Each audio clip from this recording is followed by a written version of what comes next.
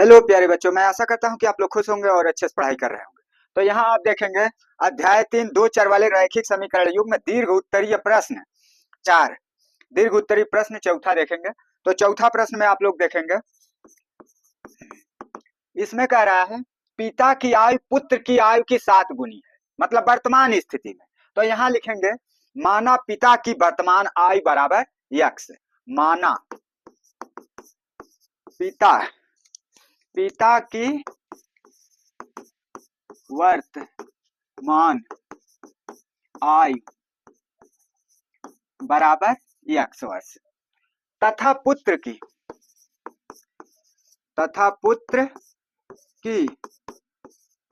वर्तमान आयु बराबर वाई वर्ष है। तो अब कहा जा रहा वर्तमान स्थिति में पिता की आयु पुत्र की आयु की 7 गुनी, मतलब यह यक्स वाई का 7 गुना है। तो इसका मतलब हम लिखेंगे यक्स बराबर 7y। यह जो है समीकरण नंबर 1 हो गया। अब इसके बाद यहाँ कहा जा रहा है 2 वर्ष पहले पिता की आयु, तो 2 वर्ष पहले इसका मतलब इसमें से 2 वर्ष पहले इसका मतलब इसमें से 2 वर्ष घटा दिया जाए यक्स में से, तो यक्स माइनस 2 वर्ष पहले पिता की आयु पुत्र की आयु की 13 गुनी थी। तो इसका मतलब 2 वर्ष पहले पुत्र की आयु y माइनस 2, तो यहाँ हो जाएगा y माइनस 2। अब जो है 2 वर्ष पहले यह पिता की आयु जो है पुत्र की आयु की, या पुत्र की आयु हुई ना 2 वर्ष पहले, पुत्र की आयु की 13 गुनी थी। तो यहाँ 13 का इसमें गुणन कर देंगे। अब जो है हम इस समीकरण को हल करते हैं। तो यहाँ यक्स है माइनस 2 बराबर 13 y, 13 दूनी 26, माइनस 26 हो गया माइनस 26। अब माइनस 2 को उधर ले जाइए, माइनस 2 को उधर ले जाएंगे तो कितना हो गया यक्स बराबर, या 26 को ही इधर ले आइए तो यह हो जाएगा इस साइड में। 26 को जब आप इधर लाएंगे तो यक्स माइनस 2 प्लस 26 बराबर 13y के बराबर होगा। तो अब हम क्या करते हैं यहाँ पर,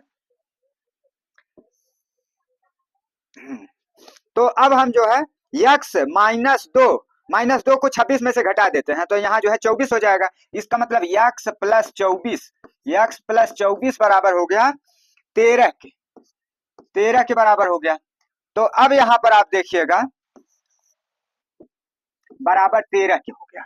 तो अब यहाँ पर आप देखेंगे 13y के बराबर हो गया। तो देखिए पहले समीकरण में यक्स बराबर, तो दूसरे समीकरण में y वाला पद इधर ले आइए ताकि जो है आसानी से हल हो सके। नहीं तो यही रखकर भी उलट करके रखिए, क्योंकि इसमें यक्स बराबर है तो इसमें y वाला आगे साइड करिए। तो इस समीकरण को उलट देते हैं, 13y बराबर यक्स प्लस 24। अच्छा अब देखिए यहाँ पर यह समीकरण नंबर दूसरा प्राप्त हो गया, दूसरा समीकरण प्राप्त हो गया। तो अब क्या करेंगे हम, दूसरे समीकरण में यक्स बराबर 7y, यक्स के जगह पर 7y लिख देंगे। तो यहाँ कितना है 13y बराबर यक्स के जगह पर यक्स बराबर 7y, यहाँ हम जो है 7y लिख देंगे। और इस तरह से एक समीकरण में किसी एक चर के मान को बराबर करके और उस चर का मान दूसरे समीकरण में रखने की जो ये विधि होती है वह प्रतिस्थापन विधि होती है। तो यह प्रतिस्थापन विधि के द्वारा हल कर रहे हैं। तो देखिए यहाँ यक्स के जगह पर 7y, यक्स बराबर 7y, तो यहाँ 7y रख दिए यक्स के जगह पर। अब प्लस उसके बाद 24 है। अब जो है 7y इधर ले आइए, तो इधर है 13y और 7y जब इधर आएगा तो माइनस 7y हो गया। अब बराबर जो है 24 के बराबर है। तो अब इसके बाद आप देखेंगे क्या करना है आगे। अब 13y में से 7y घटाइए, 7 6 13, इसका मतलब 6। तो 6y बराबर हो गया, 6y बराबर 24 के हो गया। तो यहाँ y बराबर जब निकालेंगे तो इधर 6 का गुणा हो रहा है, उधर जाएगा 6 का भाग हो जाएगा। तो इसका मतलब 24/6। अब 6 का 24 में भाग दीजिए तो y बराबर 6 चौक 24, तो यहाँ 4 हो गया, y का मान 4 हो गया। अब समीकरण 1 में y का मान रखिए। अब समीकरण 1 यहाँ लिखते हैं x बराबर 7y, यह समीकरण नंबर क्या है 1 है, समीकरण 1 है। अब यहाँ x बराबर 7, y का मान कितना है 4 है, तो 7 गुणे 4, y की जगह पर हम 4 रख दिए। तो अब यह कितना हो जा रहा है x का मान, x बराबर यक्स बराबर कितना हो गया, 7 चौक 28, 28 हो गया। इसका मतलब यक्स किसकी आयु है, पिता की आयु है। तो यहाँ जो है अब हम आगे क्या निकालते हैं, देखिएगा यही चीज, पिता की वर्तमान आयु और जो है पुत्र की वर्तमान आयु। तो अब यहाँ पर देखिएगा किस तरह से इसको निकाला जाएगा।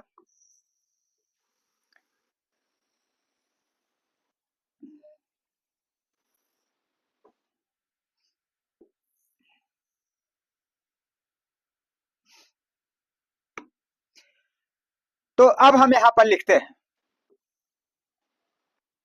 अतः अतः पिता पिता की वर्तमान वर्तमान आयु आयु बराबर यक्स बराबर, यक्स का मान कितना है 28, इसका मतलब 28 वर्ष, 28 वर्ष जो है पिता की आयु है, तथा पुत्र की वर्तमान आयु, तथा पुत्र